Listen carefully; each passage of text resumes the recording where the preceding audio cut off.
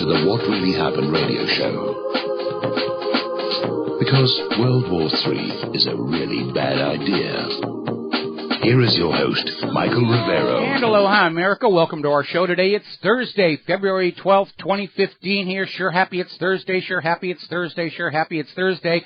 Tomorrow, of course, is Friday the 13th for all you Trishkadekaphobics out there. And Valentine's Day is Saturday. So if you have yet to get your significant other some kind of a gift, and you're running out of time there. Monday, of course, is going to be President's Day, where if the president comes out of the White House and sees his shadow, we get 6 more weeks of war and lies and nonsense and corruption. Alrighty, the phone lines are open, 877-300-7645, 877-300-7645. Don is in our control room today, twiddling the dials, keeping us out of trouble, ready to answer the phones when you call on in. Obviously, the big news, or at least it should have been, was the arrival at an agreement by the Normandy Four in Minsk. And they hammered out this multi-point plan, which everybody there signed on to, which said huzzah, huzzah, huzzah.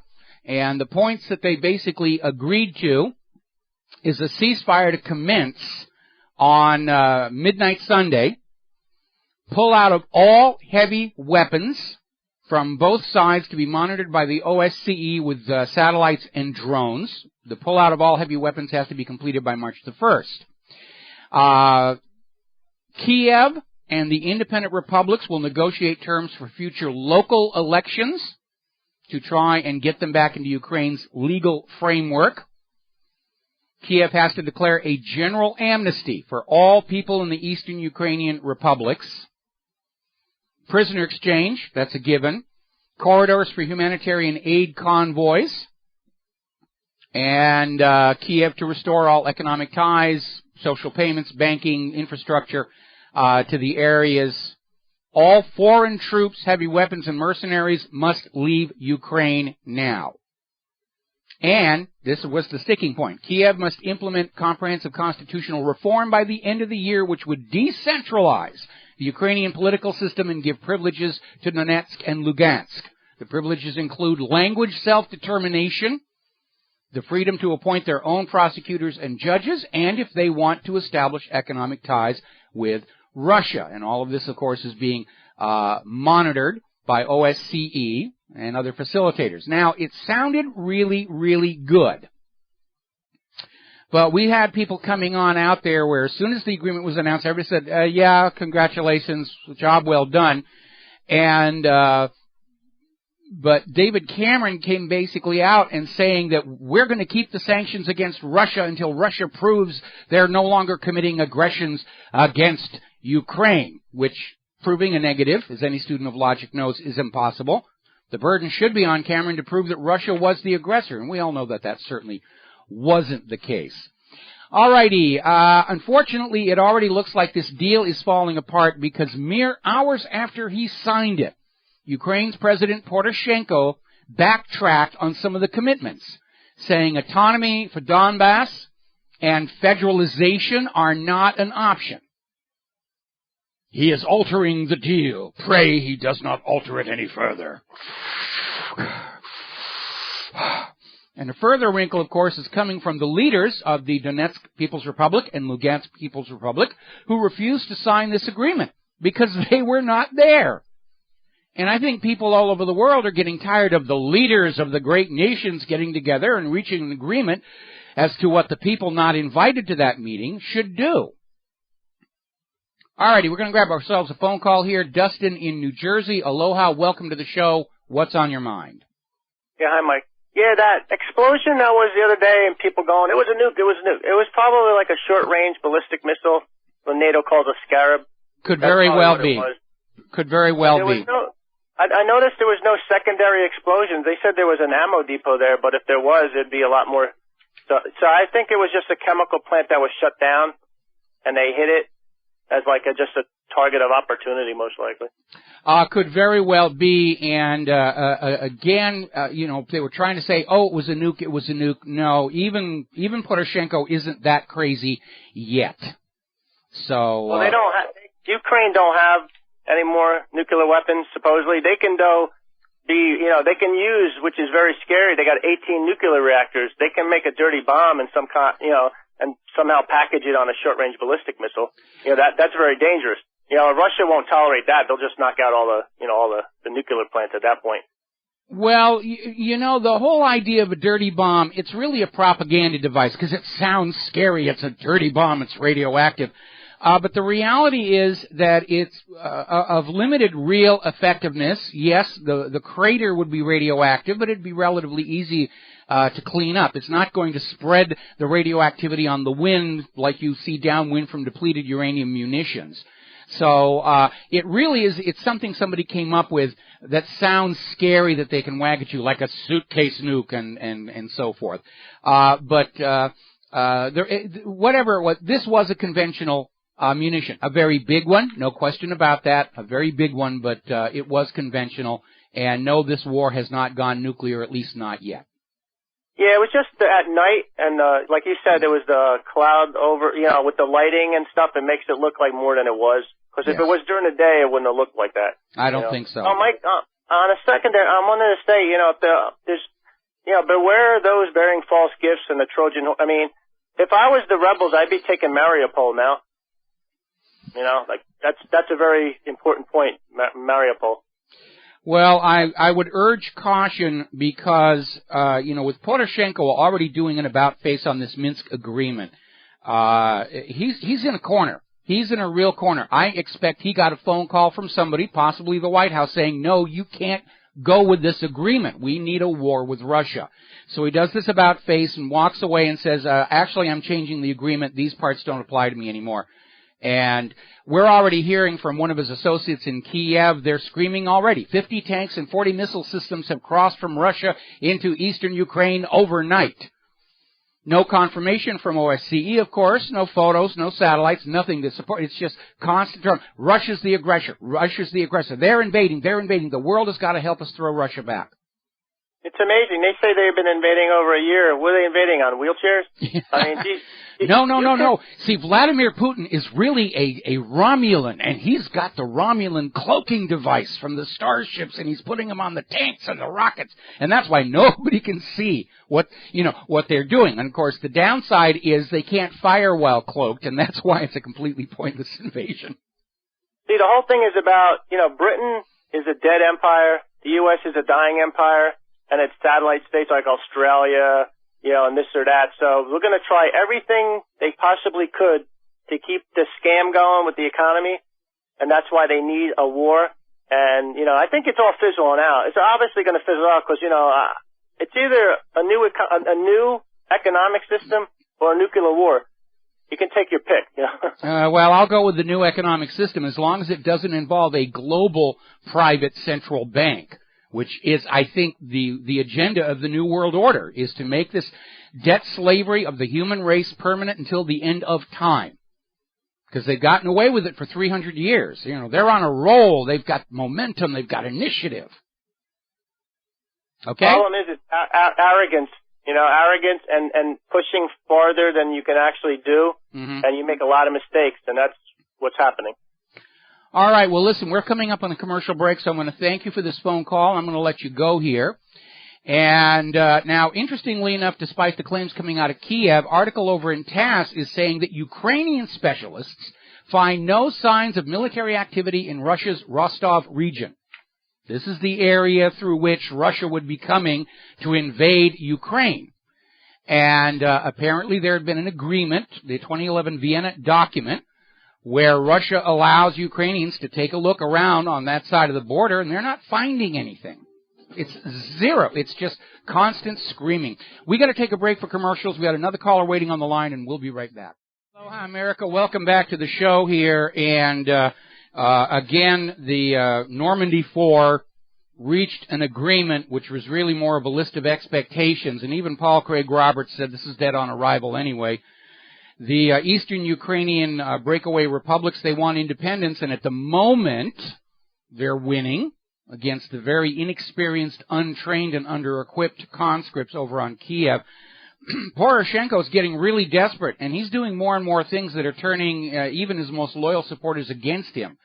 Apparently, a member of Poroshenko's party in the Ukrainian parliament has submitted a bill which will punish doubts of the official government story with 5 years in prison. If you dare say that Ukraine was not a Russian invasion, all the fault of Russia, you will go to jail in Ukraine for 5 years. And that has to send a signal to all the Ukrainian people, even in the western Ukraine, what kind of a government has been given to them by the United States of America. And it follows the pattern that we have seen since the end of World War II. All righty, we're going to grab ourselves a phone call here. We're going to go to Cameron in the United Kingdom. Aloha, welcome to the show. What's on your mind? Hi, Michael. Good afternoon to you. Michael, isn't that interesting that as soon as they had this Normandy meeting, Normandy 4, all of a sudden IMF had a change of heart and said, well, here is 17.5 billion, do as you want with it, but, sort of limit your people. I think it was a not too subtle bribe by IMF, to try and encourage Poroshenko to come to some kind of an agreement. And we know that what they talked about he did not like at all, because he stormed out of the meeting at one point and was absent for 15 minutes. And then, of course, the other thing he tried to do is he brought in a fragment from a Smerch cluster bomb munition, claiming it proved Russia was on the ground there. But Kiev has the Smerch, and they've already been documented using it against the eastern Ukrainian republics. In fact, I'm looking here at a reader email saying that may have been the cause of the giant explosion that was in the video, was using this very horrendous weapon. And so I know, excuse me, let me finish here. I know that the Western media, for the most part, is trumpeting this agreement as a defeat for Vladimir Putin. Nothing could be further from the truth. This is a victory for him. Vladimir Putin is doing in Minsk, or tried to do in Minsk, what he did for Syria. Find a solution that avoids a war that nobody outside the bankers and the defense contractors wants. Absolutely. But I think the U.S. is going to throw Poroshenko under the bus very soon. Because, he hasn't delivered whatever they wanted. It's just been one long story of, this and that. And he hasn't actually really delivered except for the chaos. Well, so I don't know what your thoughts are. We're still hearing rumors of a potential military coup against Poroshenko, and with the collapse of the Minsk agreement, that might actually move forward. Could be a very interesting weekend over there in Kiev. Very true.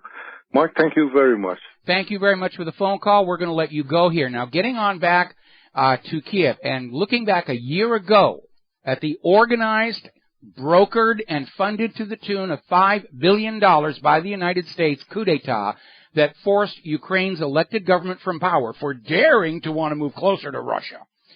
And, of course, there was that whole Maidan situation, the Kiev massacre, which was a major blow against Yushchenko, saying that the police just fired into the protesters. Well, the BBC has aired footage of one of the hired mercenaries that were working for USAID and the overthrow of the government, who has admitted he opened fire on the police first.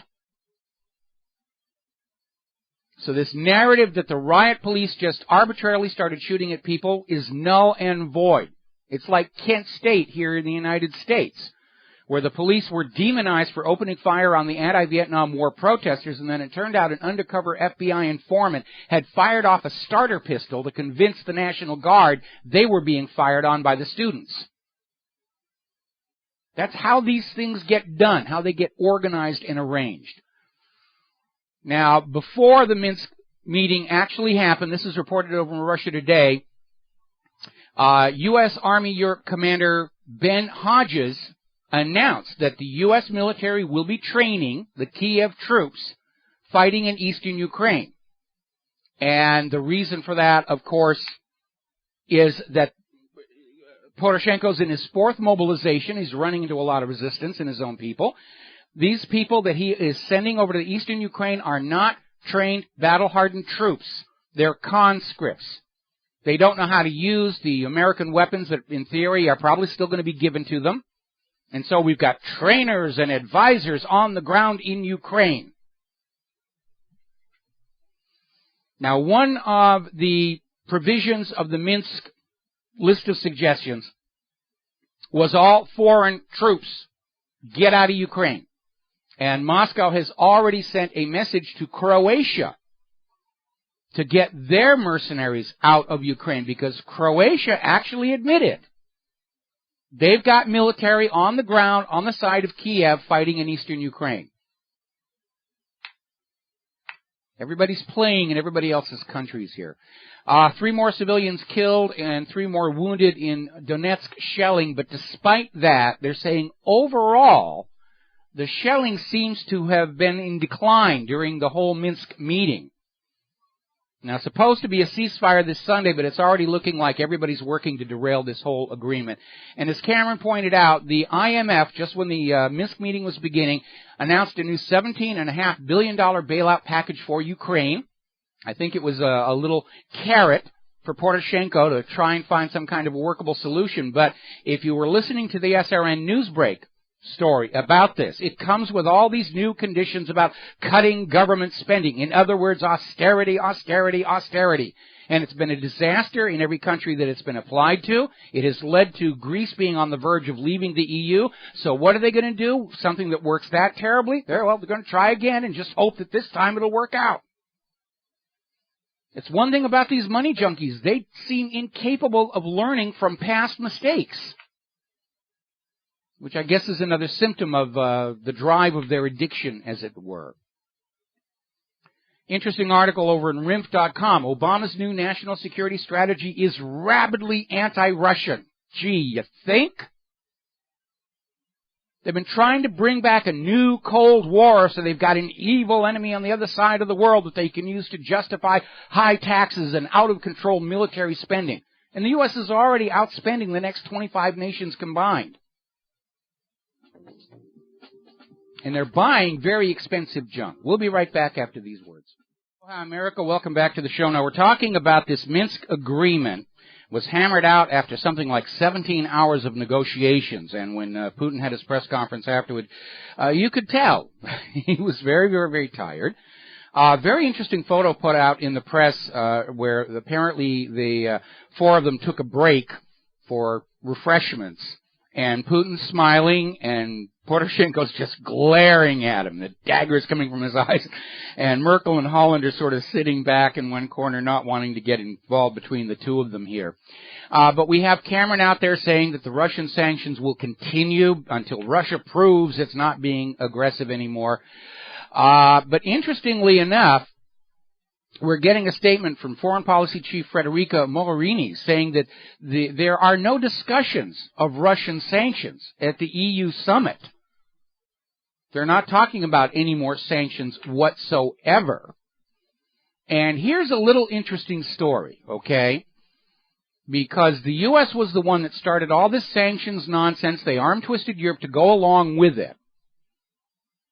And European Union exports of machinery to Russia have been hit very hard by the sanctions. But U.S. exports of machinery to Russia have grown by 40%. So do you understand what's going on here? The U.S. says we must sanction Russia. Europe takes a loss. And behind the scenes, U.S. companies are selling more to Russia than they were before. Now, interestingly enough, John Kerry, quite in contrast to David Cameron, is out there saying that the Minsk agreement would justify the U.S. starting to rescind some of those sanctions. But, of course, it's all very much up in the air because the Eastern Ukrainian republics don't like the deal. Poroshenko's already trying to back away from it. My goodness. All right, we're going to take another phone call here. John in Barbados. Aloha, John. Welcome to the show. What's on your mind? Hello, Michael. You took my glory away from me. The John Kerry statement about rolling back Russian sanctions, but that's okay as long as it gets out there. But it doesn't mean anything. It's coming from John Kerry, okay, and it's coming from the U.S. government. It really doesn't mean anything at all. No, lies by a liar. Yeah, we know that. But I want to take issue with Cameron from the UK, because UKIP is an offshoot of the Conservative Party, the old Conservative Party, but these are the old style. Okay, John, I'm gonna interrupt you here because what you're responding to is an email that was sent to my site that the listeners may not be familiar with. And so I would prefer that if you and Cameron are going to have this debate, that we maybe do it offline until there's a resolution that we can present on the show. Because I really do have a lot of other stuff I need to cover today. So if you have anything else, let's continue. But otherwise, I need to let you go. Okay, yeah, fine. I'm looking at these other deals that's going on that get very little press coverage in the West. And again, it seems that Mr. Putin has played his cards absolutely, tremendous timing to pull it off like this deal in Minsk. And it's like put a spanner in the works for this NATO expansion and U.S. hegemony. Well, Putin understands the real reasons for the war. Russia's economy is solidly founded, so is China. The U.S. is running a paper financial empire, and Putin understands that if he's got to stop all these attempts by the U.S. to kick up a major war, because once it's started, it is inevitable it will be on their ground. And remember, in World War II, the Nazis got within 20 miles of Moscow, and Putin is not going to let that happen again. Well, I mean, that's a very dangerous precedent if they want to go after Russia like that, because your San Diego nuclear power plant and the Dogwood Canyon or Diablo Canyon nuclear power plants are so close to the coast. A couple of missiles into those and America's a radioactive wasteland. Well, at least the Southern California would be, but then with all the smog and the earthquakes and the fracking poisons and everything, it's who's going to notice? Okay? Yes. All right. Well, listen, thank you very much for the phone call. We're going to let you go here. Now, the United States Senate has just confirmed Ashton Carter as the next Defense Department Secretary. This is in the Washington Times. And it's rather interesting because the Republicans are supporting Ashton Carter because he's very aggressive, and they see him as being a Secretary of Defense who's willing to push President Obama further along the path to war.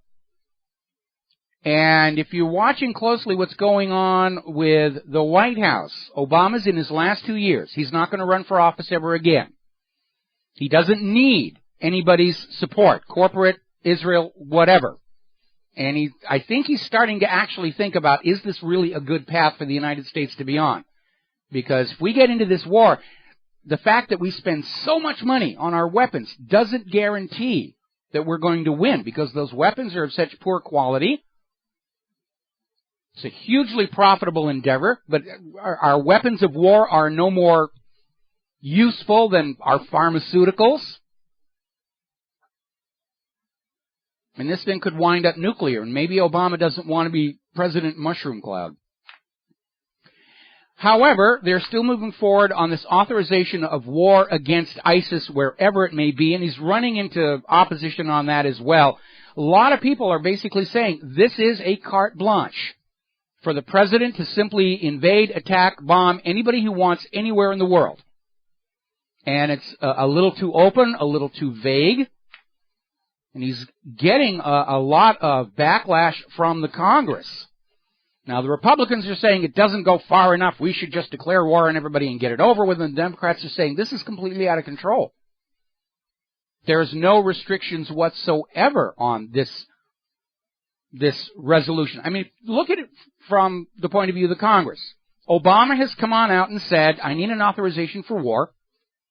I don't know where we're going to attack or invade. Could be anywhere. Could even be friendly nations. I don't know how many troops it's going to require. I don't know how much it's going to cost. There are no specific objectives, just attacking here and there and everywhere. And there's really no benchmark for declaring victory. How do you know that you've won? And that's basically the problem with it.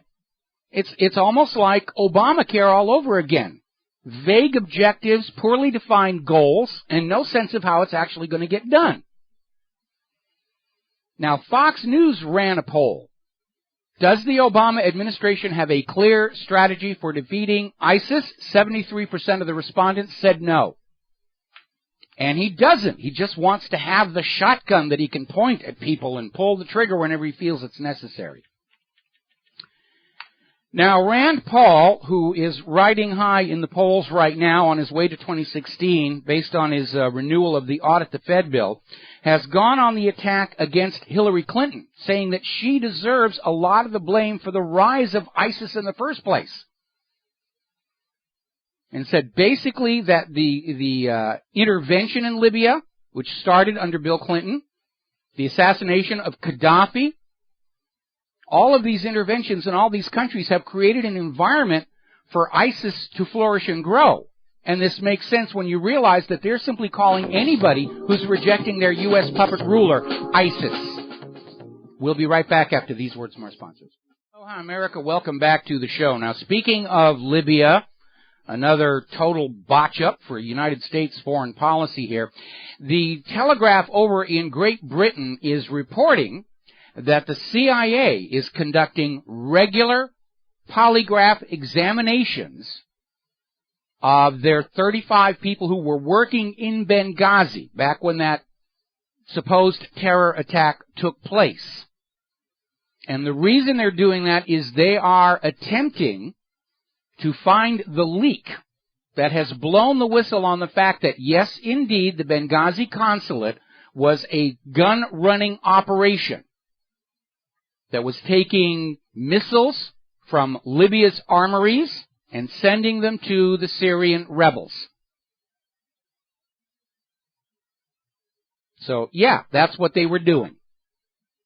They were sending to Al-Qaeda. Al-Qaeda's the bad guy. No, Al-Qaeda's the good guy. They're after our enemy in Syria. So the enemy of my enemy is my friend, and all the other stuff here. Now, here's another very interesting story. This is coming out of yournewswire.com.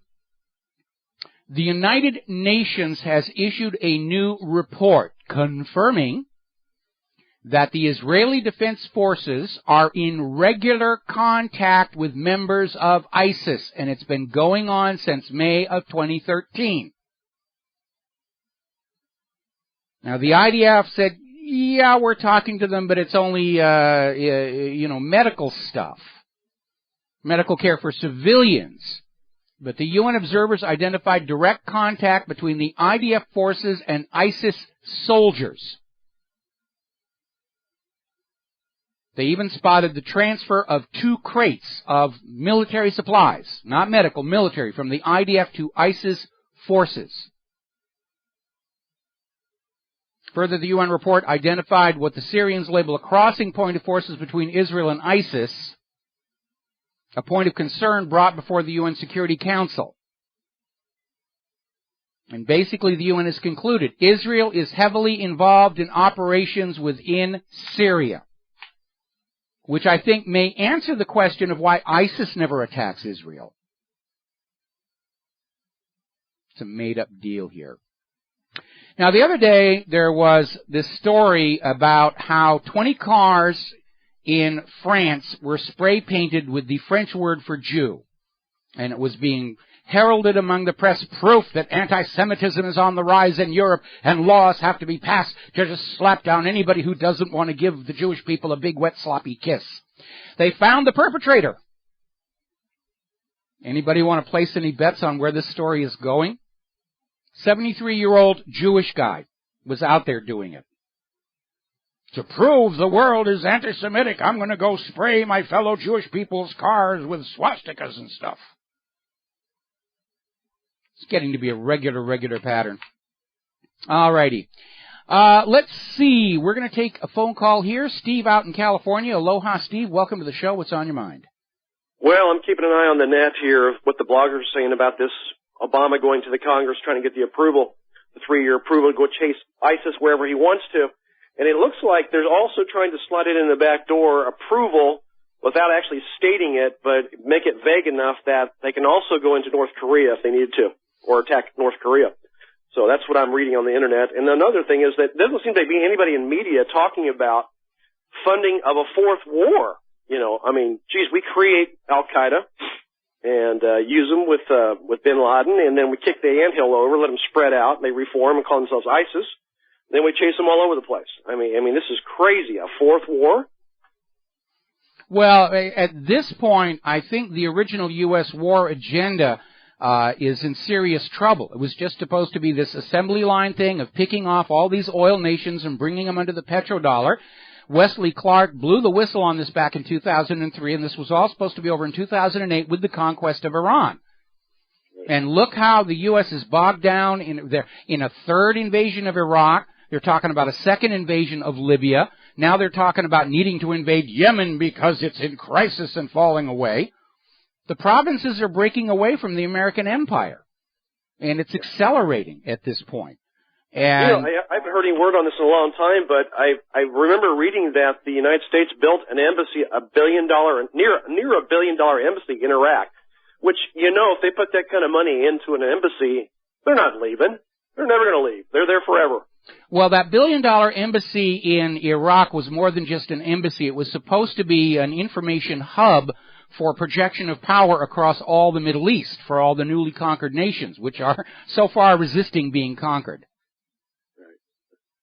Right. Thanks, Michael. All right, thanks an awful lot for the phone call. We're going to let you go here. All righty, let's see. Story coming out of Haaretz, no less. Polls show the majority of Americans are disapproving of Netanyahu speaking before the U.S. Congress. Polls show that they do feel that Obama should meet with him. And I love Jon Stewart's commentary about the White House excuse for not meeting Netanyahu about, we don't want to be influencing foreign nations' elections.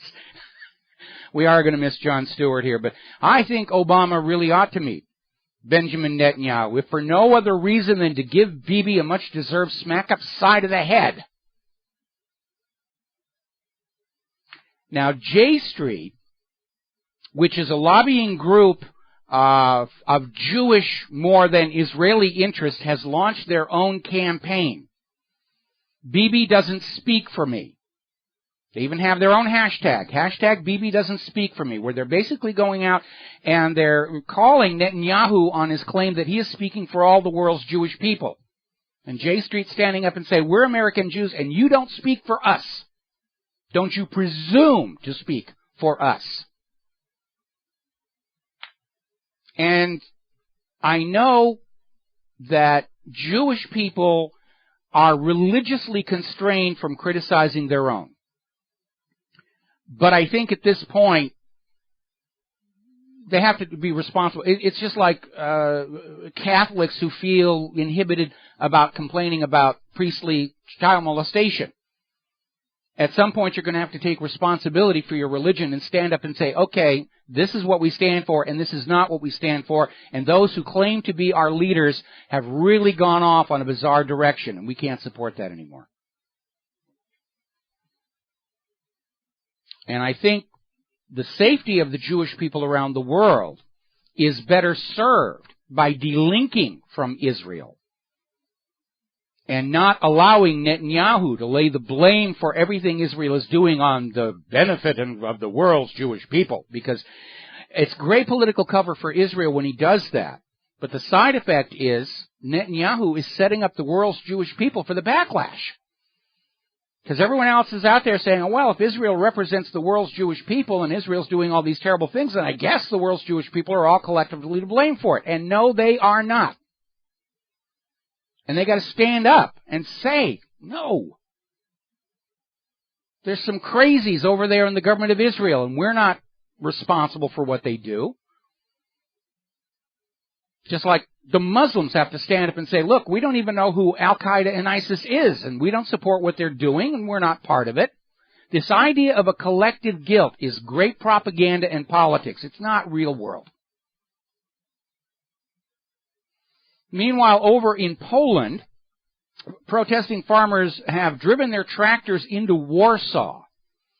demanding more financial aid for the losses they've suffered because of the Russian trade ban.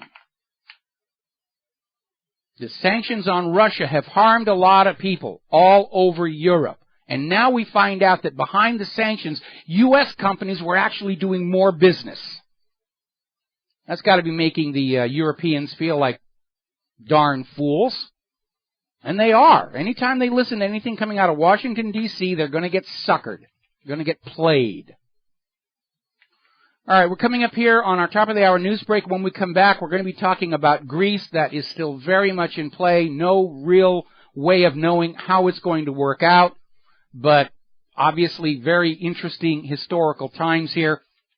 We have one camp that says Greece will stay in the euro, will work out some kind of a solution. The other camp is saying it's only a matter of time before Greece bails on the EU, on the euro, and triggers a major financial calamity. And everybody is just locked into these hardline positions. We'll be right back. Aloha, America. Welcome back to the show. Hour number 2. The phone lines are open. 877-300-7645. 877-300-7645. Don is still in our control room, hand hovering over the telephone, ready to swoop on down, put you on the air with your comments and questions. Now, turning over to the situation in Greece.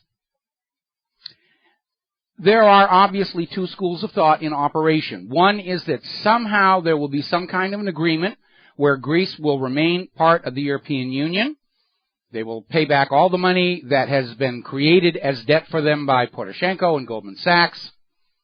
They'll go back to austerity, so forth and so on. The other point of view is it's only a matter of time before Greece just says, I've had it, and leaves. Now, Greece is still trying to negotiate in good faith with the European Union and the Troika, all of these private central banks that have created this whole mess. And Greece has presented new bailout plans to the European Union finance ministers. They've come up with some concrete proposals about restructuring, writing some of the debt off, particularly the part created through fraud. But the EU ministers are maintaining the hard line that Greece must abide by the existing terms. And the reason they're doing that is very simple. If they cut Greece any slack on the debt, every other member nation of the European Union is going to demand exactly the same. And to a money junkie, that's just unacceptable. Look how hard we've worked to enslave them to debt. We can't let them go now.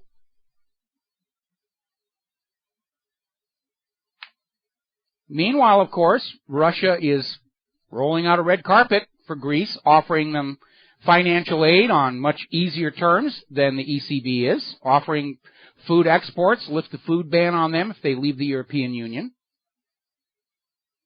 So we'll see how this is going to go. Down in Australia, the Raiffeisen Bank, this is, Austria, not Australia, my mistake. Austria's third largest bank has basically collapsed. And as is typical of CEOs of these financial institutions, it's somebody else's fault. Oh, it was the short sellers who did that. And we heard the same thing in Wall Street back in 2008. Oh, it was other people's fault. We didn't make any bad decisions or choices whatsoever. It was the other. We're just innocent parties here. I remember when there was this wonderful documentary, Inside Job, that came out about the crash of 2008. It started with what was going on in Iceland, who, by the way, has thrown more of those bankers in prison, I understand. And then, of course, it went to Wall Street, just talking about this out-of-control behavior and all the very underhanded things they were doing. And it won the Academy Award for Best Documentary that year and then promptly vanished. Meanwhile, HBO put together a quick movie, Too Big to Fail, and just splashed it all over their channels that made all the CEOs on Wall Street look like, oh, they were just swell Joes and heroically dealing with circumstances beyond their control. And now we're seeing that over in Austria. Sweden has now joined the negative interest rate club. Their interest rate is now minus 0.1%, and they're launching their own version of quantitative easing.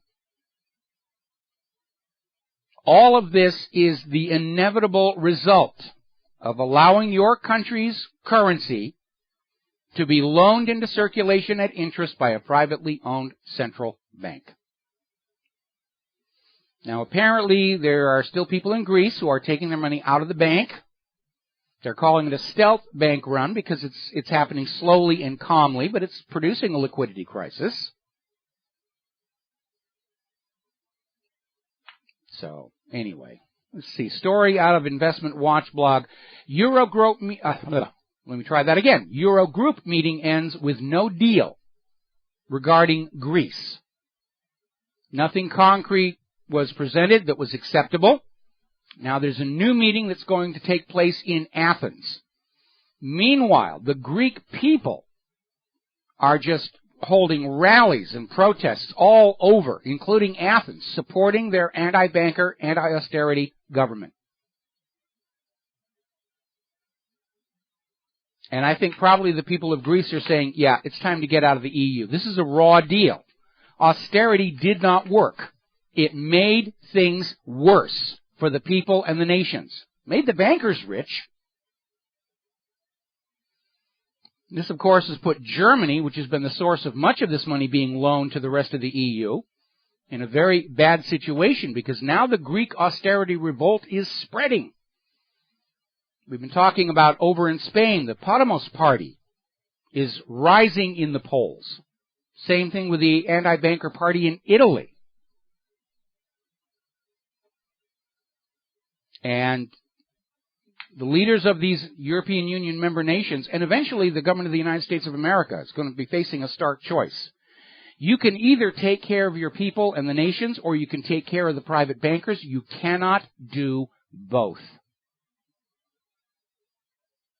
Because private central banking, by design, creates more debt than money with which to pay that debt, and the debt grows and grows and grows until it threatens to collapse the entire system. And the bankers will tell the governments who've been in their pocket all this time, well, you just got to take more away from the people to give to us. But you reach a point where you're looking at these third parties that just came out of nowhere, winning elections by landslides that are too great to steal with vote fraud. And so I would imagine our Republican and Democratic parties are looking at what happened in Greece and realizing that if a third party were to form in the United States of America that was anti-banker, anti-austerity, anti-private central banker, they'd probably do very, very well here.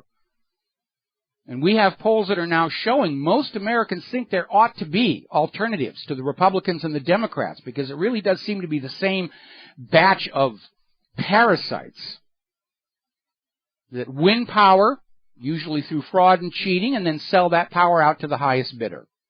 And that's not what the United States is supposed to be. Do you know that when the Founding Fathers created the United States of America, being a member of Congress was kind of a part-time honorarium thing? You only met in Washington a couple of months a year to sort out the business, and then you went back to your own trade. Members of Congress at the start of this nation did not rely on being in the government for their livelihood. Go back and look at the Founding Fathers. Thomas Jefferson, yes, was a lawyer. Ben Franklin was a publisher. Paul Revere was a silversmith. John Hancock sold insurance. These were men who knew how to make businesses work, and they decided to make a country that worked the same way. And they came up with a pretty good system. And they did not intend for there to be a permanent, hereditary ruling class over America, like the Bush dynasty. They did not intend for there to be a permanent ruling class that was paid handsomely from the taxpayer funds to be the ruling class. They did not intend for the power to all be concentrated in the White House. We have lost so much of what those Founding Fathers gave us through neglect, because we weren't paying attention. We wouldn't admit to ourselves we were being lied to by the politicians and the corporate media. To say, oh yeah, all those constitutional Bill of Rights things, we've moved on, it's been 200 years, and we want to do things a little bit differently here. And it starts with you giving us more of your money and not minding that we're spying on you all the time. And by the way, we're going to take your guns and probably your gold and send your kids off to wars of conquest for the American empire, the new American century. Harumph, harumph, harumph. We got to get back that vision of what the United States is supposed to be, because it sounds like it was a really good idea. We'll be right back. Hello, hi, America. Welcome back to the show. Now, Standard & Poor's just downgraded the credit ratings of Kazakhstan, Bahrain, Oman, and even Saudi Arabia. They're starting to weaponize the credit ratings. Remember, Standard & Poor's was one of those companies back in 2008 that said, oh, yes, those mortgage-backed security bundles, they're AAA. Your pension funds can buy them. They're absolutely gold. And I'm not surprised to see that Russia and China are now setting up their own credit rating agencies to deal with this stuff. Okay, retail sales plunged twice as much as expected. It's the worst back-to-back drop since October of 2009, which we knew was going to be happening when we started looking at the Baltic Dry Index going down. And now, of course, we have that West Coast dock workers negotiations not working, looking at a possible work stoppage completely within a week. And there's already been a work slowdown. And the dominoes are starting to fall there. Shipping companies are now going into bankruptcy. Some shipping companies have stopped even going to certain ports. They just don't have enough volume of traffic to make it worthwhile. The operators of the port facilities don't have the money to meet new demands. We're looking at a major disruption of the American supply chain. It's going to hit us hard here in Hawaii.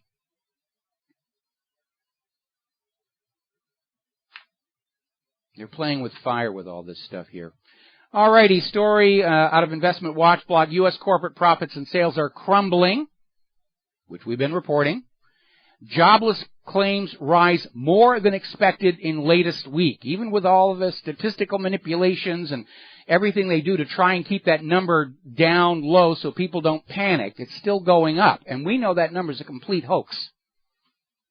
You cannot have a 5.6 unemployment number in a nation with 93, 94 million Americans willing and able to work and unable to find a job.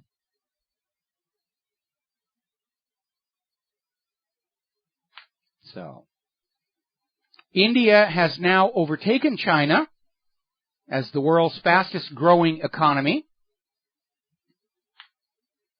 The power centers are shifting over there. Now, I want to talk about this HSBC scandal. This is really starting to turn big. And we're seeing a whole bunch of stories on this out of Blacklisted News here. And to sort of recap on what's going on, this whole HSBC scandal involves a network of secretive banks and offshore tax havens that has been used for nefarious purposes. Remember the BCCI scandal? This is going to be just as big as that. Apparently it was used to funnel $182 million in bribes to Nigerian officials in exchange for $6 billion in engineering and construction work for an international consortium of companies that included a then Halliburton subsidiary.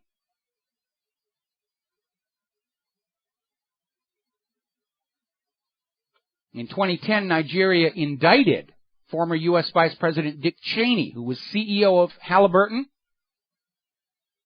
only to later clear him when Halliburton worked out a $35 million settlement. Big money here. Now, here's a very interesting story. This is out of SkryptoNiteDaily.com. The breaking HSBC scandal reveals UK government is acting as a henchman of a mafia banking system. And they're talking about all of these indications that are surfacing that the UK government was complicit in this money laundering, money funneling, tax avoidance system. In fact, somebody made the comment that the tax avoidance industry in Great Britain is larger than the tax collection industry. You've been hearing about all these one percenters and the rich people saying, we already pay way too much in taxes. That's why you poor have got to pay more tax. We're already paying huge amounts of taxes. And then we find out they aren't. They aren't. And this article basically says the relationship between the British government, Her Majesty's Revenue Commission, and the banking sector is one of the consiglieri, that's a mafia term, for the primary advisor to the Don. They were working together.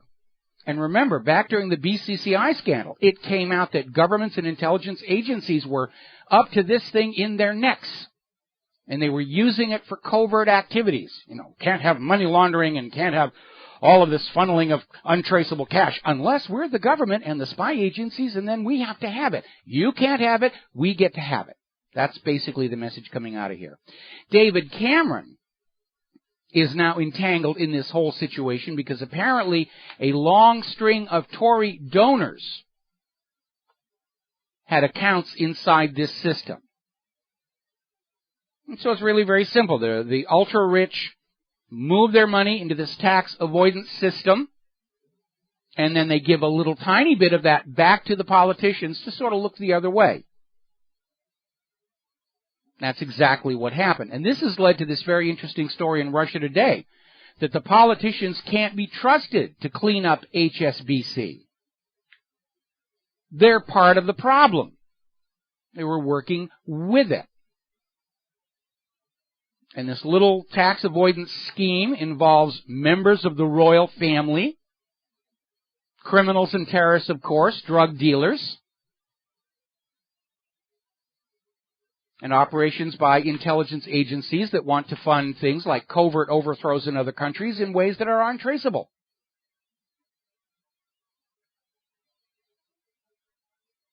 Now, apparently, and this is over in bizjournals.com, Bank of America was using a government-backed unit to help their clients evade taxes.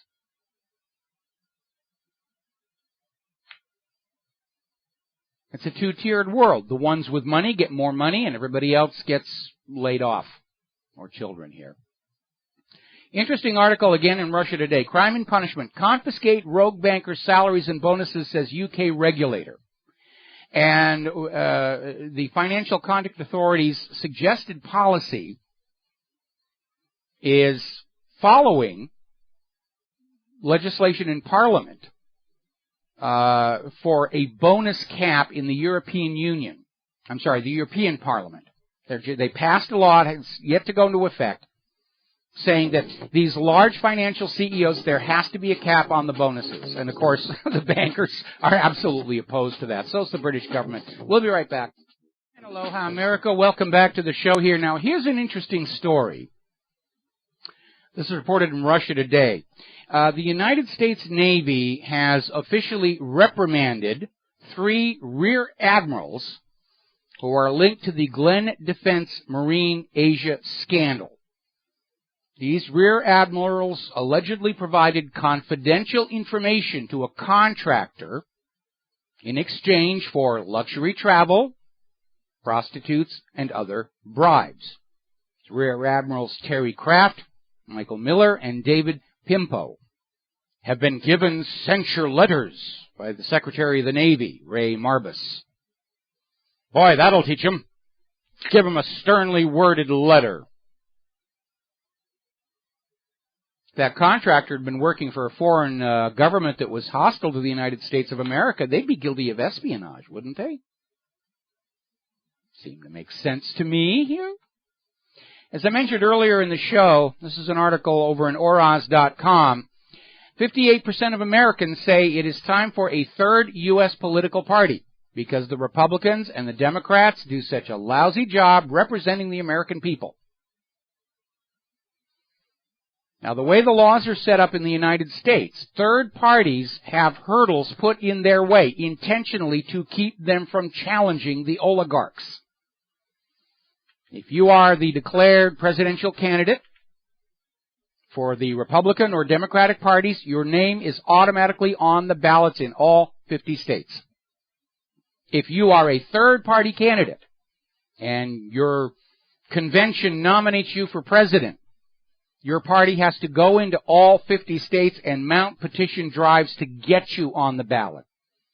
And by that simple mechanism, they have managed to keep anybody from spoiling their little two-party party for all these years. Now, when this nation was started, it wasn't a two-party system. Anybody could organize a party. And if you had enough support, your party's candidate could win. The two-party system was invented to save large corporations money. Because before the two-party system, they would have to donate to all the candidates in a race. Could be 5, 6, 7 of them. But with a two-party system, you only have to pay money to 2 candidates. Saves a bundle of money. And you are then able to bypass whatever the will of the voters is.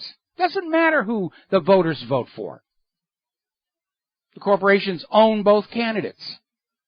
It's reached a point where if you go back and you look at the actual fundraising numbers for our last couple of elections, those big candidates like Hillary Clinton, they're not even bothering trying to raise $5 and $10 from rank and file Democrats. They go right to the big Wall Street corporations. They go right to big pharma to get the big bucks. They don't even have time to waste with all these little, the people.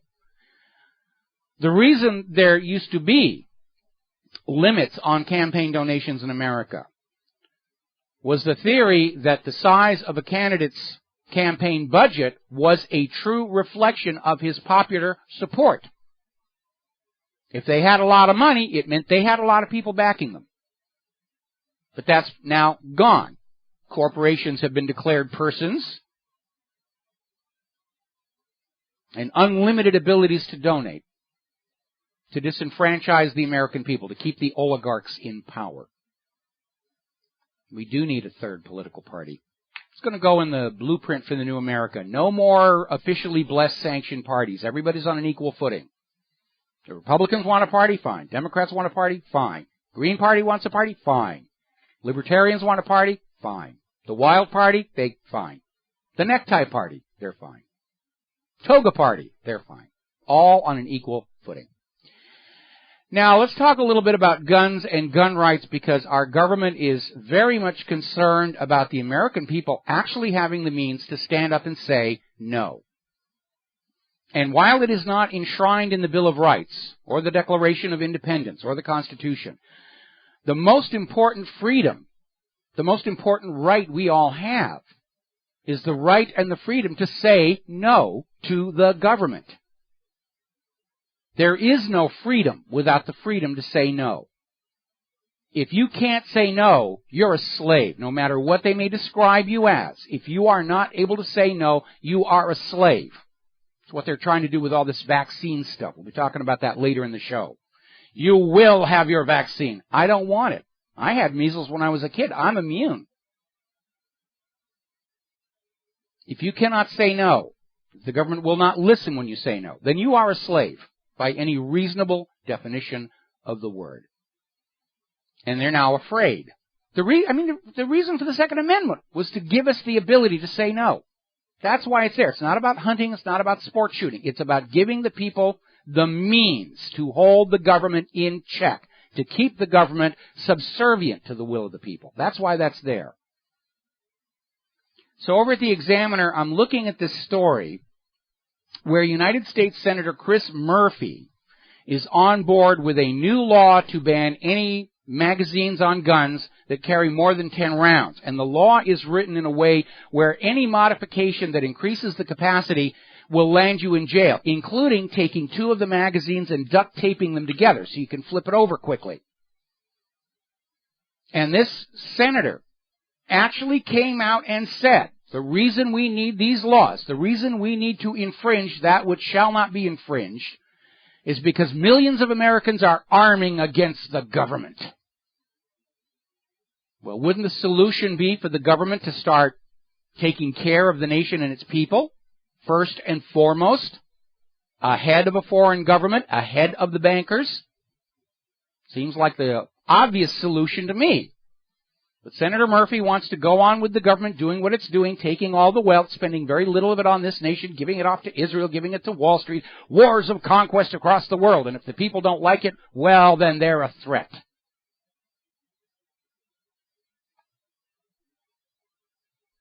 We may talk about the right to keep and bear arms in other terms. Obviously, we have to have a right to keep and bear arms equal in capacity and power to those in the hands of the criminals. And the criminals are getting assault weapons from Fast and Furious. We have a right to defend our homes. But the Second Amendment is really there so that Americans do have arms against the government. Thomas Jefferson wrote that in many of his letters. The reason to grant to the people the right to keep and bear arms is as a last resort to hold off bad government.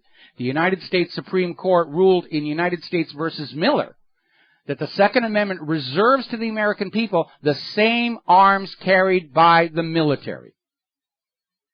If they have 30-round magazines, we have a right to 30-round magazines. That's what the Supreme Court said. Obviously, the government's very much afraid of us right now. Meanwhile, up in Canada, the RCMP has come under serious criticism by the Civilian Review and Complaints Commission, who found out that during the Alberta floods of 2013, the RCMP was just confiscating guns as they found them, when they were supposed to be rescuing the Canadian people.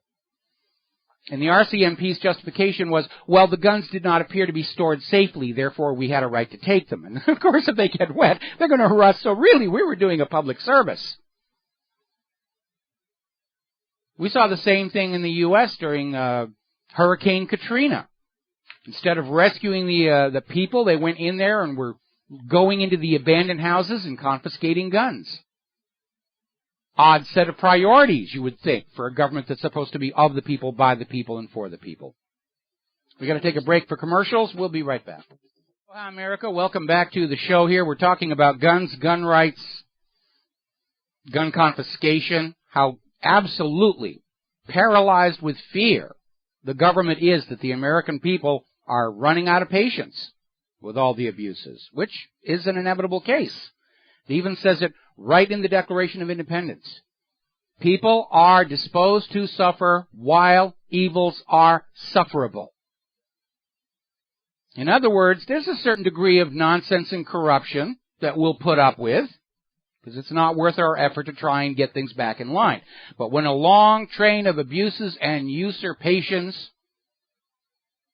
and so forth, there comes a point where it just crosses the line. And we're dangerously close to that line right now. Now, the gun grabbers are out there, and they're doing this constant harangue about if we just ban all guns, then the bad people will not have them. And they keep making this claim, even though history shows how wrong it is. Gun laws disarm the law-abiding citizen. That doesn't affect the criminals. Gives the smugglers another big-ticket item to bring across the border. Here in the United States of America, the crooks are getting their guns from Fast and Furious, which is spending your tax dollars to buy assault weapons you're not allowed to own and give them to known drug criminal gangs.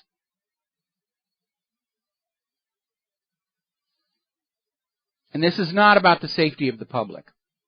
We know that because when Britain passed their draconian gun bans, the British people were assured they were now going to be safer. The exact opposite happened. Criminals became bolder. More home invasions while people were there because they knew the people inside the house couldn't fight back. More people died or were hospitalized. And the government of Britain justified keeping the gun ban in place not because it made the British subjects safer, but because the British subjects were convinced they were safer. They believed they were safer with the gun ban. And that was simply not reality. Now, here's some numbers you may want to take a look at. Chicago is held up as the ideal for gun control. Complete ban there. You're not going to have guns, and Chicago's going to be perfectly safe. Well, actually, no. Chicago does not have a concealed carry gun law. You're not allowed to carry concealed. There are 0 gun stores operating in Chicago.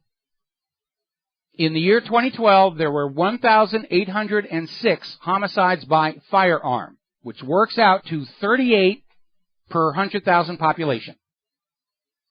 Now contrast that with Houston, Texas, where there is a law saying you may carry concealed. There are 184 dedicated gun stores in the city of Houston, plus another 1,500 legal places where you can buy guns, like Walmart, Kmart, sporting goods shows. They're everywhere. 2012, Houston had only 207 homicides by gunfire. That works out to 9.6 per 100,000. And these numbers are not unique. The government agenda to disarm the American people is to protect themselves and to protect the criminals. Anti-gun is pro-crime. The numbers prove that. And I want to share a little bit of history from back during Prohibition. The United States decided that they were going to outlaw the production, sale, and drinking of alcohol for the public good. And, of course, organized crime loved it because alcohol that had been worth pennies per gallon was all of a sudden worth hundreds of dollars per gallon. And the bootleggers loved it. They made fortunes. It literally changed the political landscape of the United States of America. That's where the Kennedy family fortune came from. Old Joe Kennedy was a rum runner and a bootlegger, laundered his money through the Boston Archdiocese, and had enough money to aim his kids at the White House. And it came out during Prohibition that the bootleggers and the rum runners, through cutouts, were donating huge amounts of money to the temperance societies, arguing for the continuation of Prohibition, because it kept up their profits. So the question that occurs to me is how many of these gun grabber groups out there are actually being covertly funded by the mafia in the name of workplace safety for their street criminals who feed into this empire? Because it doesn't work. It never has. It never will. Places where guns are banned, crime is high. Violence is high. Crime violence is high.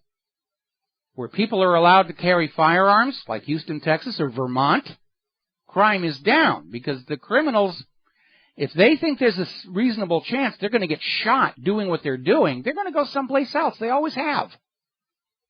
Look at all these mass shootings that are being bandied about to support the gun grab agenda here.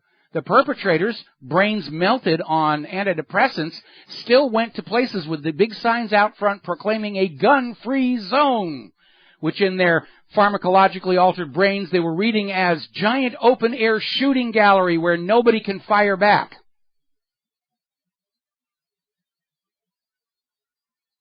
Now, there's an article over at Activist Post about how the individual separate states of the United States are now trying to fight back against ever more draconian federal gun laws. Like this new one banning magazines above 10 rounds and making it a crime punishable by jail to duct tape 2 of them together. Arizona and Montana this week passed bills that basically say federal gun laws are not enforced inside our state boundaries. There's going to be a states' rights crisis, and not just for the gun laws, about the administration of public lands. The states are getting really fed up. I'm hearing more and more talk about secession, and not just here in Hawaii. It's in Texas, the Western States Coalition, even up in Alaska. The federal government has just become a curse and a blight on all of us. Don't seem inclined to change their evil, evil ways. Now, even within the states, you're still going to have a problem here, and there's this very bizarre story where former New York City Mayor Bloomberg was actually quoted as saying that guns should be restricted for certain races of people, certain minorities. And he was actually quoted inside this article as saying young blacks should be forbidden from having guns. Now there's profiling there, Mr. Bloomberg.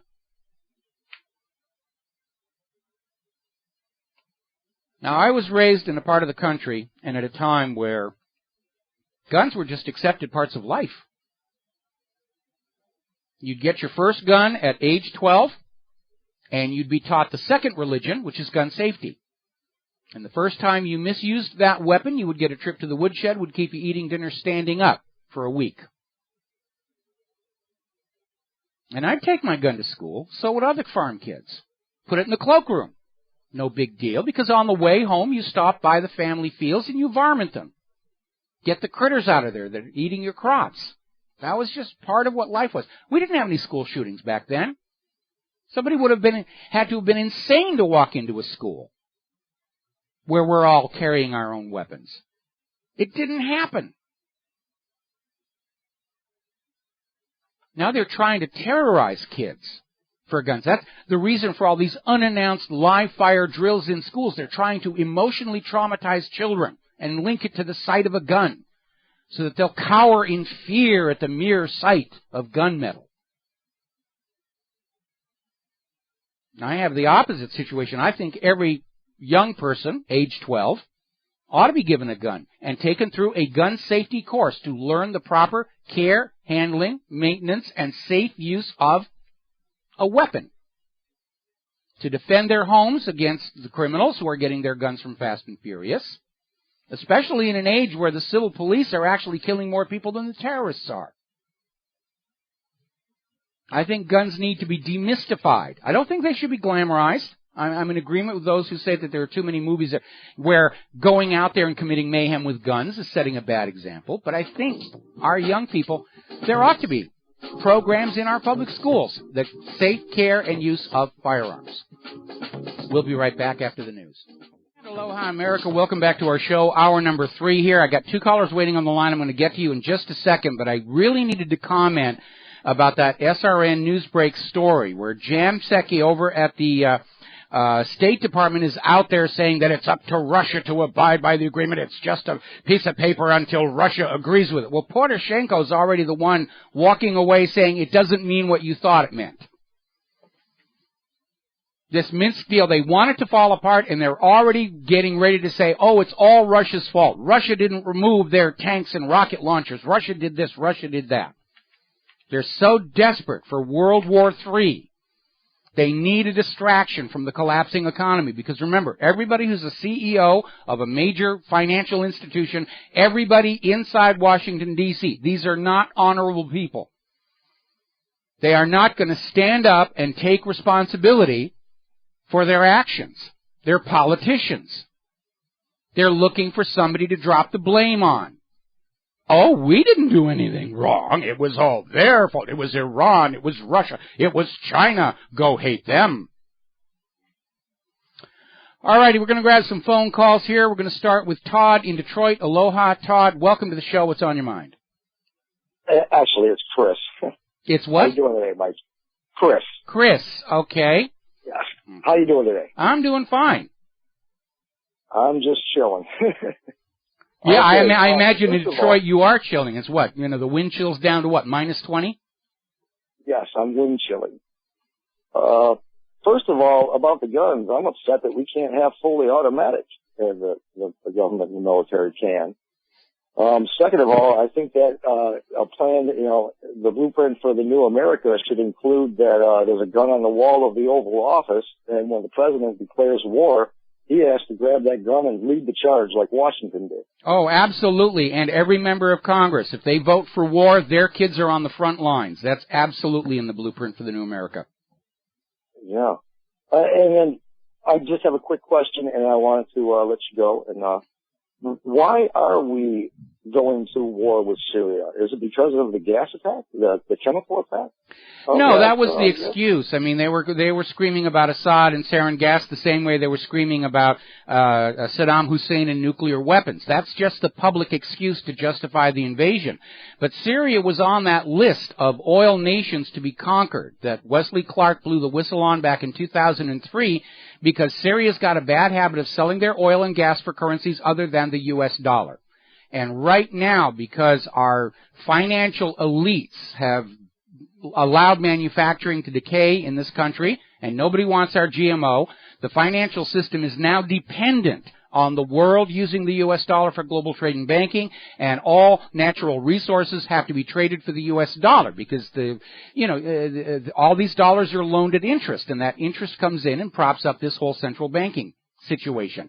That's what these wars are all about. They've been trying to get Assad out for 4 years now, covertly with these funded rebels and group, which now we're finding out that the U.S. was running weapons to them through the consulate in Benghazi. And Assad has managed to hang on because the Syrian people actually like him. And they don't want a U.S. puppet government running their country because they've seen what has happened to countries that do fall under control of U.S. puppet regimes. And they don't want that for themselves or their children. Well, didn't they re-elect Assad? Yes, they did. Yeah. So, if that's the government's only excuse, that's pretty flimsy at best. And it's already been debunked. And no wonder they're afraid of guns, or they're acting like a child who's been behaving badly and is in need of a good spanking. Yeah, I'll give you that one. And so I'll just let you go, Mike. You have a great day. All right, thank you very much. We're going to let you go, and we're going to switch over here to Wes in Idaho. Aloha, Wes. Welcome to the show. What's on your mind? Hello, Mike. Thanks for taking my call. You're mentioning of structuring the IRS crime the other day prompted this call. I'm going to point out somebody's got to be one of the worst cases of political prisoner. He has spent 99 months so far in captivity for not withholding, 12 counts of not withholding, even though these people that were working for him were independent contractors. They were not employees. There are 45 counts of structuring, which I understand here in this case is withdrawing less, repeat, less than $10,000 from the bank. I mean, how many of us have done that? He is kind of world renowned. Because he has put up the best case of anyone for creationism versus evolution. He has gone around the world debating people on that issue. In fact, he has an offer of $250,000 to anyone that can prove empirical evidence of macroevolution. He defines the differences. There's a micro. Well, it doesn't sound like he's got the money to pay that, and you very subtly changed topics on me because we were talking about IRS abuse, and all of a sudden you want to get into creationism versus evolution. And obviously, if you're familiar with my show, I'm definitely in the evolution camp here. And certainly there is an abundance of hard scientific evidence showing both macro and microevolution. Every year there's a new flu. That's evolution at work. We're hearing about all these pests and weeds that have evolved to tolerate glyphosate and these pesticides being produced by GMO crops. That's evolution at work. So at this point, I would say that the issue is very much settled here. Anyway, we know that we're in a position right now where the government is dead broke, and they're just grabbing money under any excuse they can think of. And when the American people as a whole wake up and realize they're just being plundered the way Sir Guy of Gisborne was plundering people around Nottingham, we'll start seeing a Robin Hood or two showing up here. So thank you very much for the phone call, and we're going to let you go on that one. Now, getting on back to human-caused global warming. And we are hearing, this is in the Washington Post, bitter cold and biting winds to smother the D.C. area through Monday. Good. Keep them indoors. Do less harm that way, I would think. Another article out of Global News, extreme cold to descend across Ontario. Now remember, the official start of spring is 3 weeks away. And it's just constant hammering here. And the carbon Nazis are still not giving up on this idea of convincing us the world is getting warmer. And there was an article over at climatecentral.org, which is a very pro-global warming website, where they said, cold air invasion coming, what's the role of warming? And they have this very long article which basically distills down to this idea that global warming is melting the Arctic, and that's driving colder air further south. Okay, that's what they're saying here. And basically this is Orwellian logic. Ignorance is strength, war is peace, freedom is slavery, warming is cooling. Censorship is free speech. The list is getting longer and longer and longer. Okay? Remember, back in 2000, these same people were saying exactly the opposite. Because of human-caused global warming, snowfalls are a thing of the past. Only last November, there were articles out there saying there will be no record cold and snow this winter because of human-caused global warming. And now they're setting all-time records in places like Boston.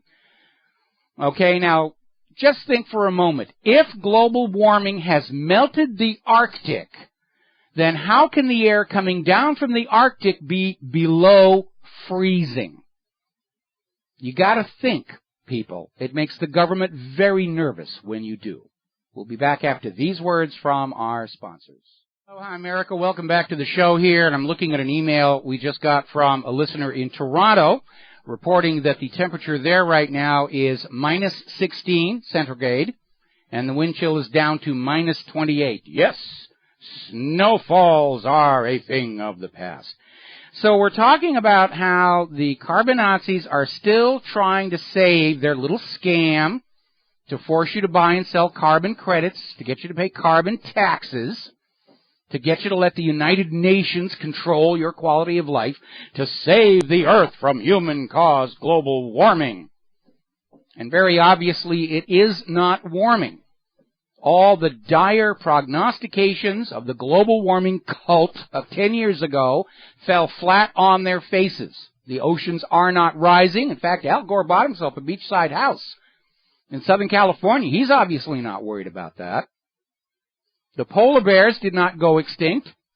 They didn't drown. They actually float very well. They can float while sleeping, and they can swim 60, 70 miles. And they have grown in population to the point where they're now being treated as pest animals. For those of you who want a polar bear rug in your living room, none of the stuff happened. The world is getting colder. We're going into a new Maunder minimum and a new little ice age. But everybody who was going to make a ton of money off the carbon credits, and governments desperate for carbon taxes, they're still pushing on this as hard as they can. And it's partly for the money, and it's partly because all of these governments and institutions realize they live in a time where people are very, very skeptical and mistrusting. And they can't back off and say, we were wrong. Everybody who bartered their reputation and bought into this in exchange for funding to prove human-caused global warming, they're desperate to save that funding and their reputation. And that's where you get articles like this one saying, well, global warming has melted the polar ice cap, and that's making cold air flow down through Canada and into the United States. Okay, well, if it's warm enough to melt the Arctic pole cap, then how is the air coming down from up north below freezing? There's a major flaw in their thinking. Scientific method. Individual scientists are just as corruptible as individual politicians and clergy, but scientific method is a very powerful, valid tool for determining what is true, what is not.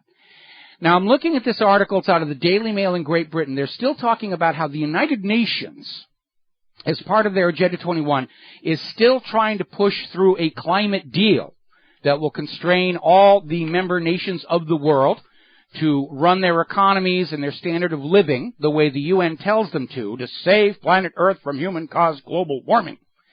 And apparently the more coercive tactics of the past haven't been working. So they're trying to sort of rebrand and remassage it to a more persuasive versus coercive approach. And they're trying to organize a peer pressure approach to this. In other words, if the country over here says, I'm not seeing human-caused global warming, we've got snow and ice up here, they're not going to come in with any kind of scientific claims, which have all been discredited anyway. They're just going to get all the other member nations of the UN to say, oh yes, there's human-caused global warming, and you should just go along here. Now, if they're using peer pressure, it's basically an admission.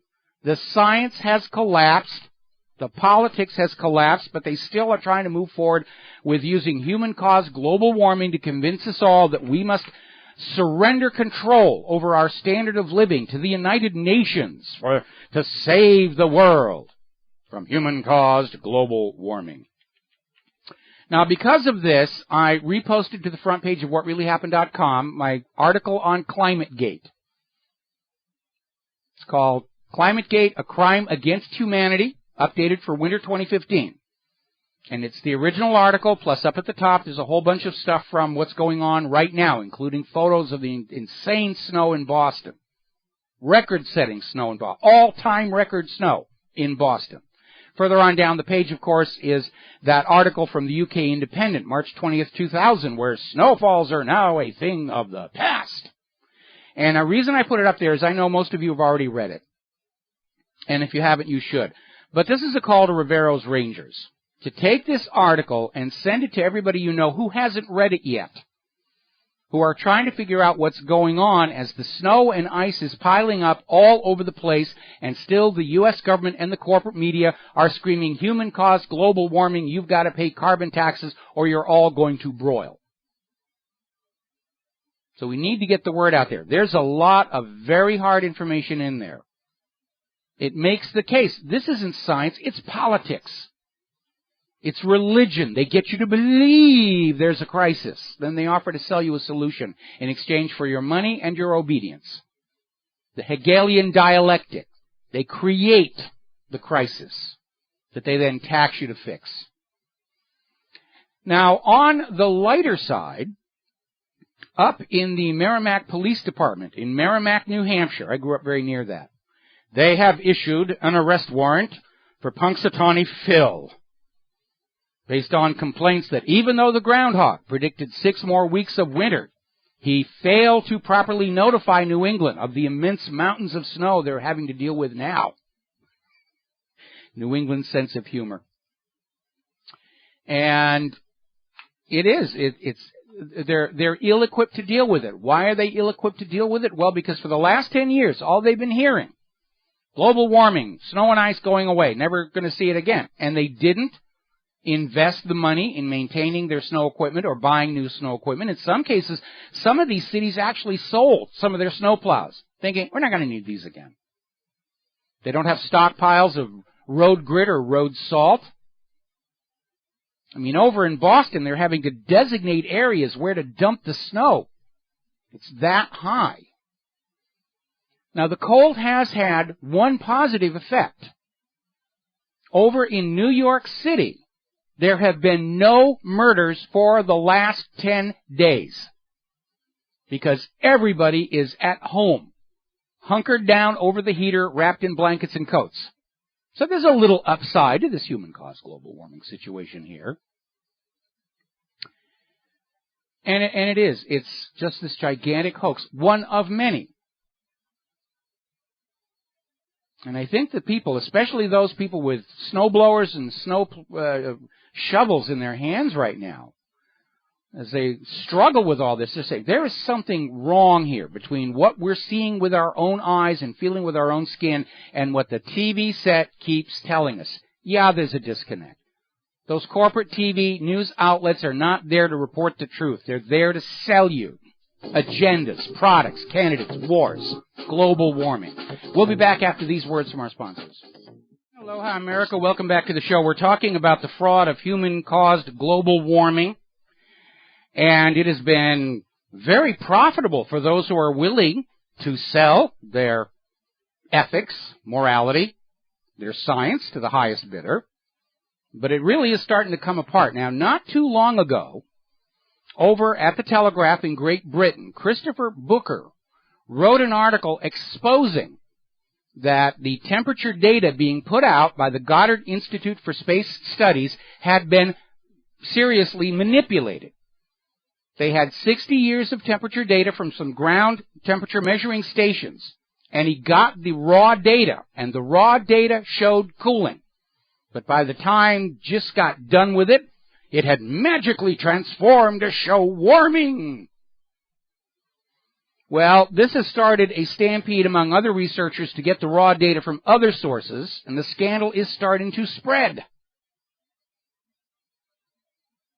Apparently, the National Climate Data Center has been hit with this as well. I'm looking at a story over in Stephen Goddard WordPress,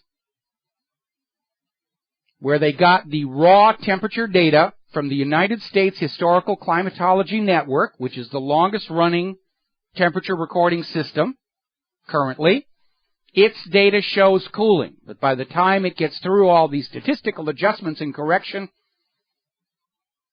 through the National Climate Data Center, it also magically turned cooling into warming. This is a fake. It's a fraud to get your money, to get your obedience. And we need to keep attention on it, because Mother Nature's on our side against a lying government.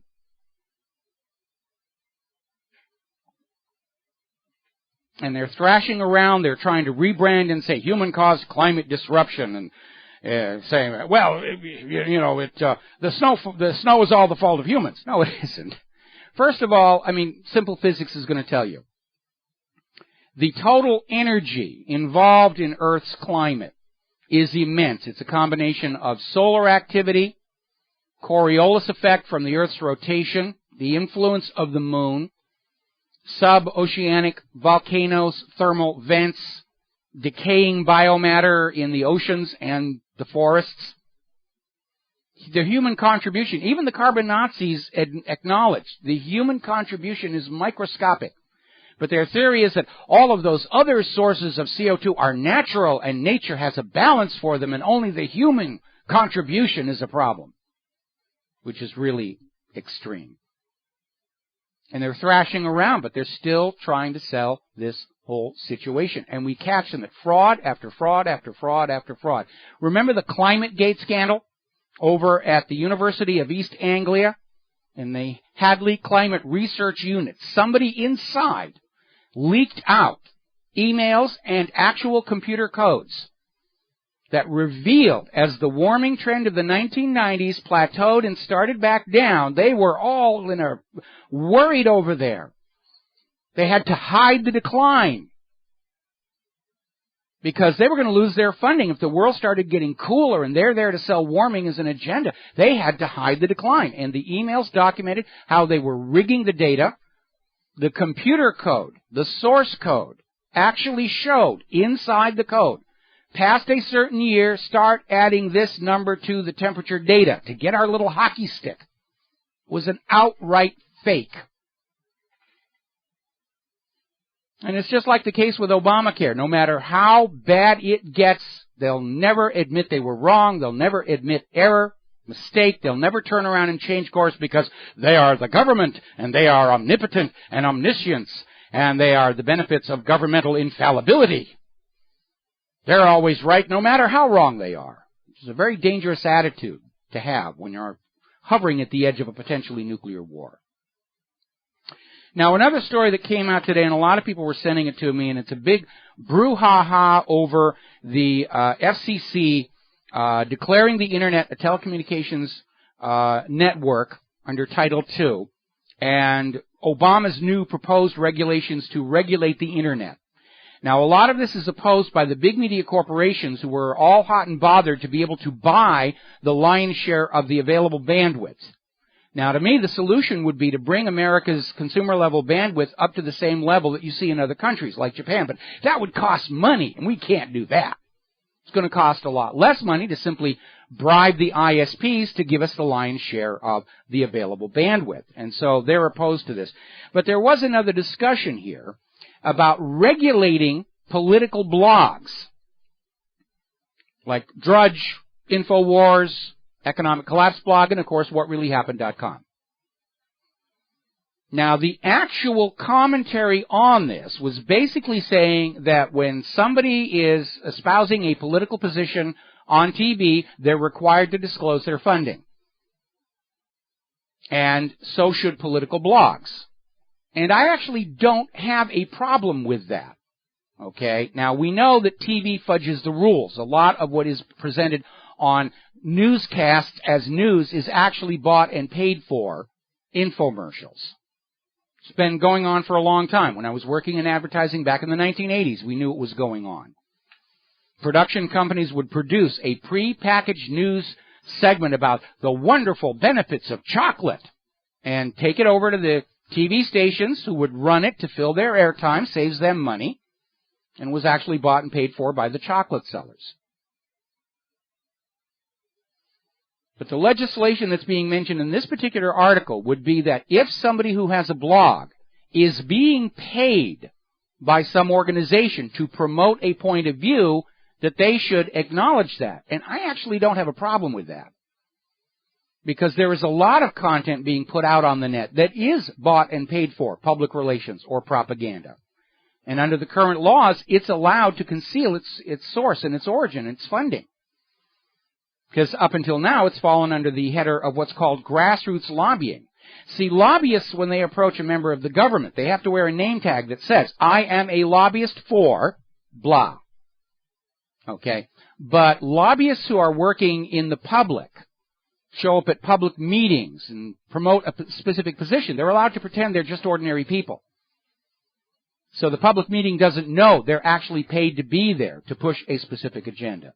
And I think that's absolutely wrong.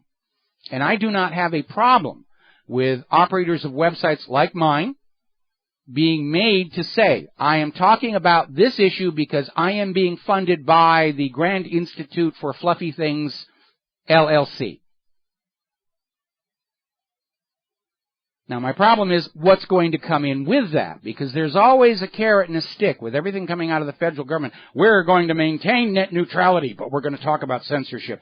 We're going to make sure that people online are admitting compromising financial linkages. And then, whatever. I'm very concerned about all this surge of new laws against anti-Semitism on the Internet that are coming up in Europe. And that's all being sold with frauds. We were talking earlier about how they caught the guy that painted Jew on 20 cars and he turned out to be Jewish himself. Another hate crime hoax. So, the Internet, the blogs, we are the high ground in the war for the minds of America. And the other side loves to play dirty. They absolutely do. Story out of Blacklisted News. The United States has now dropped to 49th in World Press Freedom Rankings. It's the worst it's been since Obama took office. 6 years of the Obama administration has not brought peace, prosperity, or freedom. It's brought NSA spying, wars in every direction, hardship, hunger, and homelessness for the American people. It's not really working out too well. You know, over your lifetime, government's the most expensive thing you're ever going to buy. Are you getting value for your money? We need a lemon law for government. We need a cash for clunkers program for the government. We'll be right back. Aloha, America. Welcome back to our show here. And I'm looking at a story that is really telling you where the independent media and the Internet are headed. Apparently, in the city of Philadelphia, you are required to obtain a $300 license to be a blogger online. And I imagine that soon there will be strict requirements as to what it takes to acquire a license. They're trying to figure out some way they can shut down alternative voices, independent voices, and lure everyone back to the bought and paid for prostitutes and correspondents in the corporate media. Very alarming story here. Now, those of you who like to use Google search, there's a very interesting and useful feature. If you're on a page of images, there's a little search box up the top where you can drag and drop an image from your computer and find images that are like it. And how it's very useful is if you get sent a picture and you're not entirely sure you're getting the straight story on where it's from, you can drag and drop that picture into the Google image search function, and it will bring up every page that has it, tell you where it came from. And this is very useful in an age where the paid online shills are trying to trick you and mislead you. And apparently, this simple trick is unknown inside the city of Washington, D.C. Because this afternoon, the Washington Free Beacon published what were supposed to be exclusive photos obtained by Senator Jim Inhofe showing new Russian aggression in Ukraine, vindicating Inhofe's case for direct U.S. intervention in Ukraine against the evil Russia. Dragging those pictures into the Google image search function shows that they are actually photos from 2008. So they're using old photos to try and say, Russia's invading Ukraine today. This is not 2008, this is 2015. Senator Inhofe, and indeed all of Washington, D.C., are still following the policy. If at first you don't succeed, lie again. Then lie some more, lie to cover that up, lie to put the blame on somebody else. Fire a minor clerk and say it was all his idea or her idea here. Now, as you know, there is an app on smartphones now called Waze, and it's basically a crowd-sourced information system for speed traps, red light cameras, things like that. Police unions, police departments have been screaming about it. It's unfair. They oppose it as much as they oppose radar detectors in cars. And they're trying to find some legal way to shut it down. But there isn't any. We have a First Amendment right to say, oh, my goodness, there's a speed trap out in mile marker 26 on the highway. So the police in Miami have taken a different approach. They are having people just sit there with smartphones all day long, posting false information to Waze to make it seem unreliable. To say, oh, the speed trap here has been removed. Please drive past there at 90 miles an hour. Is there anybody out there who thinks this has anything to do with law enforcement or traffic safety? Or they just want to make sure that they can go on writing those tickets and looting the people, pillaging the people to keep their departments with margarita machines? I love that story from Colbert. So that's the attitude of the police. They have a divine right to just loot you at will. And if you try and do something to protect yourself, we'll get in there, we'll jam it. So, anyway. Now, I remember back in the days of CB, they were warning about speed traps and things, and then we found out cops were putting CBs in their car to put out bogus information about, oh, there's no cops from here to Tulsa. You can just go on out and speed all you want. Get them that way. It's a very predatory approach. And it's all about raising money, filling ticket quotas, which we now know are a fact of law enforcement. If you're not making money for the police department, well, you're not going to get promoted here. Story out of Natural Blaze. Researchers from Abraxas LLC and Boston University have confirmed, once again, that glyphosate is contaminating food around the globe. They have detected it in honey and soy sauce. Now, soy sauce, I can understand with GMO soybeans how it could get there. But if it's in honey, it means the bees are getting the glyphosate from the plants, bringing it back to the hive and processing it into the honey. And glyphosate is harmful. Causes tumors, all kinds of other situations. They're poisoning the food supply of the world to make a fast buck. And if you get sick, hey, no problem. We've got the medical industrial complex over there. They got a pill for that. Now, over at Time magazine, they had an article, and I can't believe Time ran it. Unvaccinated families' addresses should be made public. And they're out there saying that anybody who's refusing the measles vaccine, they should be put on a public registry so everybody else knows to stay away from them. Well, what about us older folks who had measles in our childhood? We're immune now. We don't need a vaccine. You're going to make my address public so people stay away from me? They're trying to use public shaming to get people to give their money to the vaccination companies. And remember, the measles vaccine, people get it, they still get measles. They give it to other people. It's not actually doing what we're told it's supposed to be doing. And now we're hearing another story. This is from PatriotRising.com. Over in Washington State, 2 people who got the measles, mumps, rubella vaccine have now come down with mumps after getting the vaccine. And there's nobody around them who had mumps to give it to them. And if the MMR vaccine worked, they shouldn't get it at all. Amazing here. Now, here's a little bit of a story about just how crooked the whole business is.